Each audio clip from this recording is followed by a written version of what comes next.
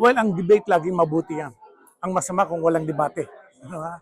Kaya kahit na anong debate, basta ayos lang ang pagka-umpire at pagka-organisa, mabuti yan.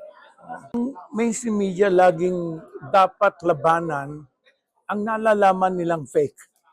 Ano? Every time na may lumabas na fake, dapat labanan yan. Ano? Walang exception. At kung maaari nga yung mainstream media, magsama-sama to draw the line.